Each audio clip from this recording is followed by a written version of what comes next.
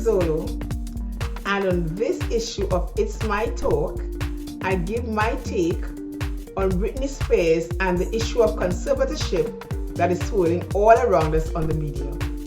In particular, I will give my take on the path to conservatorship. Unbelievable. What is this conservatorship business anyway?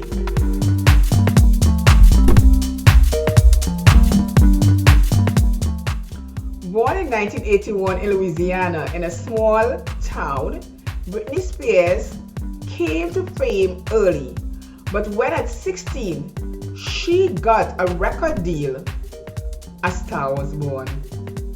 Britney's first two albums hit #1 on the Billboard Pop chart. Her debut album produced hit songs. Hit Me Baby One More Time is one of those. Oops, I Did It Again came from her second album and sold over 1 million copies in 1 week. Her song Toxic in 2004 earned Britney a Grammy. How did Britney go from being a top music star and media darling, loved by the world, to reportedly being in a state of such fragility that conservatorship was warranted? Was the media to blame in Britney's situation? In 2003, Britney made headlines for kissing Madonna at the MTV Video Music Awards. And she headlined for her quickie Las Vegas marriage to her childhood friend Jason Alexander. Yet again, her life was plastered across the pages of the media when in 2006, she divorced Kevin Federline after 2 years.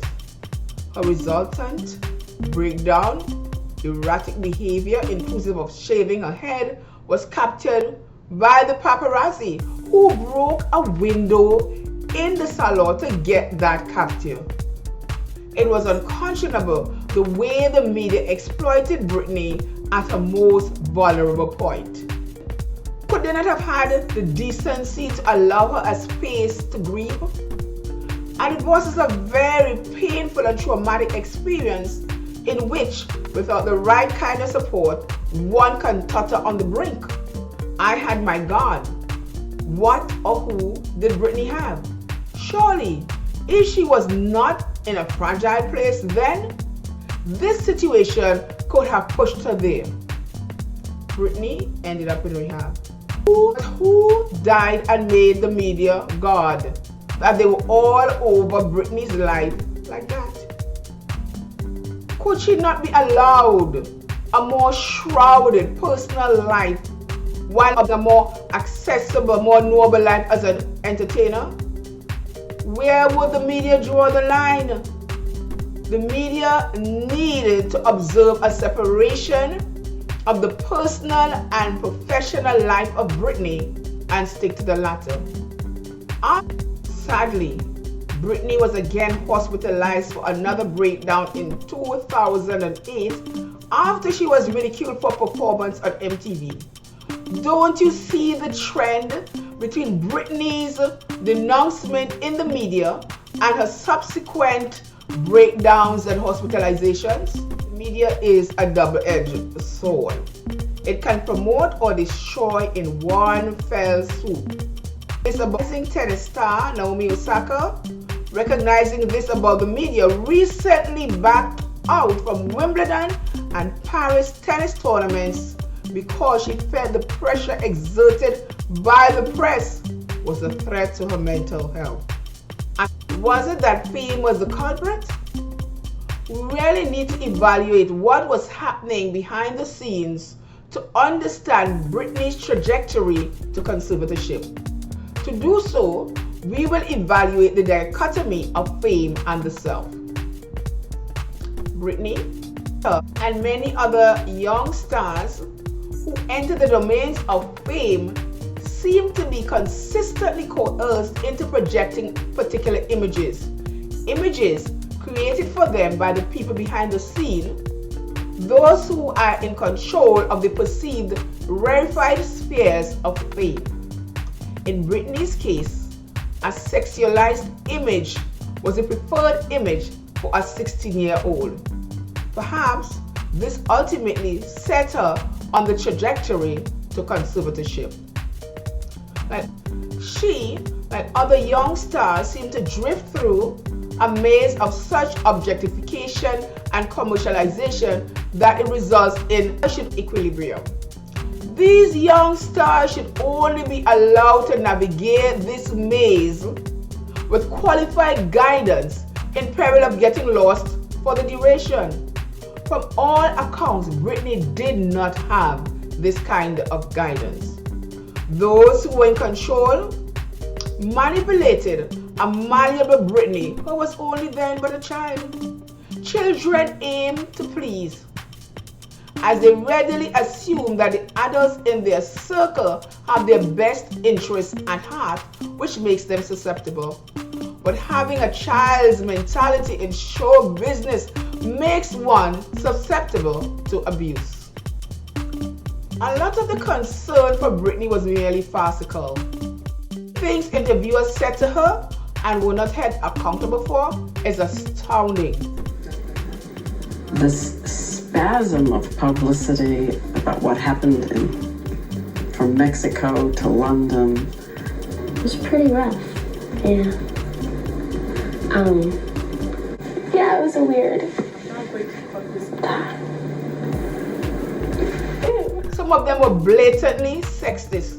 Everyone's talking about it. Well, your breasts. What these talented kids, like Britney was at the time, aim to do is to perform, to do what they are good at.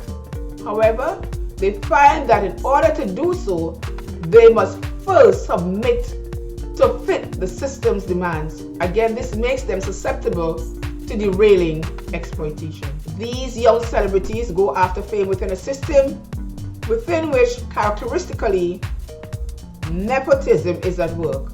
Many find themselves having to contend with the divide between insider-outsider status. Within this framework, they seem to be in constant pursuit of a vanishing point system of measurement. Hollywood, in collusion with the media, map out a cell for these young people even before they know themselves and who they truly are. Then, pliable and vulnerable, they vacillate between a yet unformed perception of who they are and who the media and Hollywood tell them they are, until the two cells become readily interchangeable. Ultimately, the lines between the authentic self and the imposed self become blurred, resulting in mental confusion. Shouldn't the media have boundaries, especially where our children and the young are concerned? The bigger question is, should these kids be accountable to the media even before they know who they are? Any self-respecting media would put certain self-imposed boundaries in place.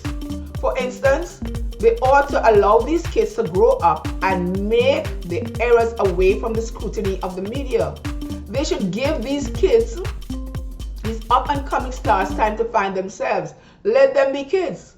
A rule of thumb is to say nothing at all until you consider the long-term effects of your words on a growing child who is not yet formed. We want to build up the young, not to destroy them before they even get their wings.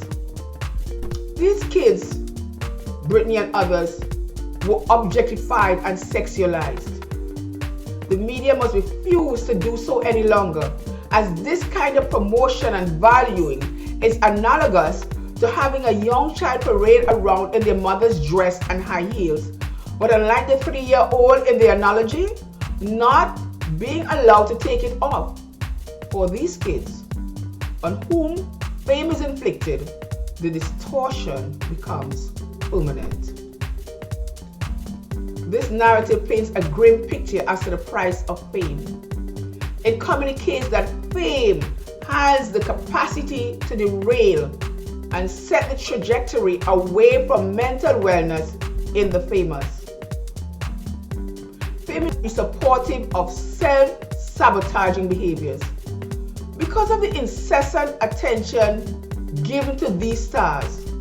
They may become so aware of their shortcomings to the extent that this awareness may lead them to commit acts that can be self-destructive. This, according to an article in Psychology Today, Britney's shaving off of her hair could be a case in point. How many of us can deal with the unvarnished truth of ourselves incessantly? And not only this, but to do so in front of the whole world with cameras running.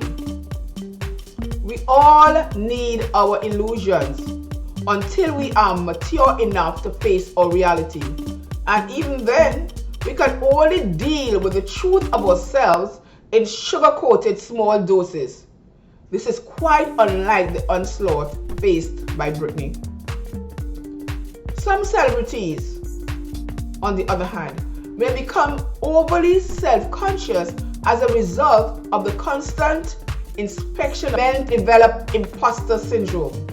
This, according to Shayla of the University of British Columbia, who examined the life of Kurt Cobain, for example.